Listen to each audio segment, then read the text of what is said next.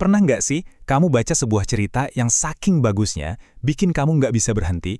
Nah, hari ini kita bakal bedah salah satunya, judulnya Penyelamat Senja.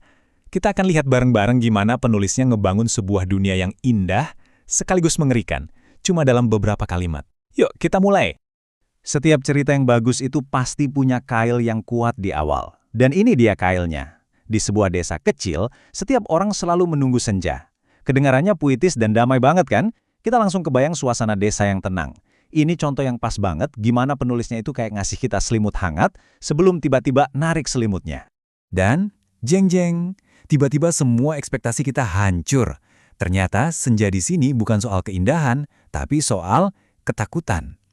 Ini teknik bercerita yang brilian banget. Cuma dalam satu kalimat, suasananya langsung kebalik 180 derajat. Kita yang tadinya santai, jadi ikut cemas. Pertanyaannya sekarang, emang apa sih yang begitu menakutkan dari senja? Ternyata, ini jawabannya. Setiap senja, satu orang hilang. Begitu aja, tanpa jejak, tanpa suara. Dua frasa pendek itu aja udah cukup bikin merinding. Taruhannya langsung jelas. Ini bukan lagi sekedar misteri, ini soal hidup dan mati buat seluruh desa. Oke, kita masuk ke bagian pertama, misteri kutukan senja. Menarik ya, biasanya kalau orang udah nggak nemu jawaban logis, ya larinya ke kata kutukan. Ini nunjukin betapa putus asanya mereka. Di tengah kepanikan dan ketakutan massal ini, muncullah satu orang, namanya Raka. Dan yang bikin dia spesial adalah, dia satu-satunya yang mikir, nggak mungkin ini kutukan. Dia jadi suara logika di tengah kepanikan. Dalam struktur cerita, karakter kayak gini nih yang biasanya jadi penggerak utama. Terus, apa dong yang dilakuin sama orang yang skeptis kayak Raka waktu dihadapkan sama kutukan? Ya jelas, dia mulai cari tahu sendiri, dan dari sinilah ceritanya mulai seru. Oke, ayo kita main detektif-detektifan bareng Raka. Pertama, ada polanya nih. Semua yang hilang terakhir kelihatan di dekat hutan. Kedua, ada suara-suara aneh, bisikan minta tolong yang datangnya dari hutan itu. Dan yang paling bikin deg-degan, Raka lihat ada sosok bayangan di pinggir hutan. Nah, ini nih yang ubah semuanya. Ini bukan lagi soal kutukan gaib, ini nyata. Semua petunjuk ini akhirnya ngerujut ke satu pertanyaan gede, yang pastinya juga jadi pertanyaan kita semua sekarang. Sebenarnya ada apa sih di balik senja itu? Pertanyaan ini yang bakal membawa kita ke babak selanjutnya. Bagian ketiga, gerbang dua dunia. Nah, dari sini ceritanya bakal jadi jauh lebih aneh. Siap-siap ya. Dan momen penemuannya tuh terjadi cepet banget. Pertama, Raka nemu simbol aneh di tanah.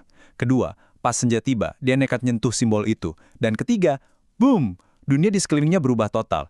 Ini cara yang sangat visual buat nunjukin kalau dia udah pindah ke dunia lain. Dan disitulah dia lihat pengungkapan terbesar dari semuanya. Orang-orang desa yang hilang itu, mereka nggak mati.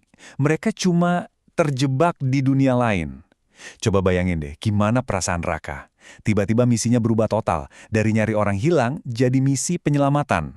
Harapan muncul lagi. Tapi, tunggu dulu. Kalau ada gerbang, artinya ada yang jaga kan? Ada yang ngunci. Pertanyaan ini memutarbalikkan semuanya lagi. Gimana kalau sosok bayangan yang Raka lihat itu bukan penjahatnya? Gimana kalau dia malah penjaganya? Dan kita sampai di klimaks cerita ini, bagian 4, pilihan sang penjaga. Dan akhirnya, sosok itu ngomong, "Aku bukan musuh, aku adalah penjaga gerbang." Wow, benar-benar plot twist yang nggak disangka-sangka kan?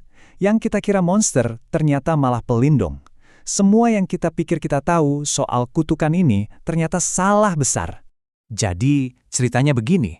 Si penjaga ini udah ngelindungin dunia kita ratusan tahun, tapi kekuatannya mulai melemah. Orang-orang yang hilang itu bukan diculik. Mereka itu nggak sengaja kesedot masuk karena gerbangnya udah nggak stabil. Jadi ini bukan cerita tentang kejahatan, tapi sebuah tragedi. Ancaman sebenarnya bukan si penjaga, tapi kekuatannya yang memudar. Ini nih yang bikin ceritanya jadi berat. Raka dihadapkan sama pilihan yang mustahil. Pilihan pertama, tutup gerbangnya selamanya. Desanya aman dari dunia lain, tapi semua yang udah terperangkap bakal hilang selamanya. Pilihan kedua, dia bisa jadi penjaga baru, nyelamatin semua orang, tapi hidupnya sendiri bakal berakhir. Dia nggak akan pernah bisa kembali. Dua-duanya pilihan yang berat banget. Kalau kamu di posisi Raka, kamu pilih yang mana? Dan kita tiba di bagian terakhir, legenda sang penyelamat. Yuk kita lihat gimana akhir dari semua ini. Dan Raka, dia memilih jalan seorang pahlawan. Dia mengorbankan dirinya. Orang-orang yang terperangkap akhirnya bisa pulang. Desanya selamat. Tapi Raka, dia menghilang selamanya. Sebuah kemenangan yang rasanya sedikit pahit ya. Tapi pengorbanan itu nggak sia-sia. Sejak hari itu, nggak ada lagi yang hilang pas senja. Kutukannya benar-benar berakhir. Senja kembali jadi waktu yang indah dan damai buat semua orang di desa itu. Dan inilah pesan inti dari keseluruhan cerita ini.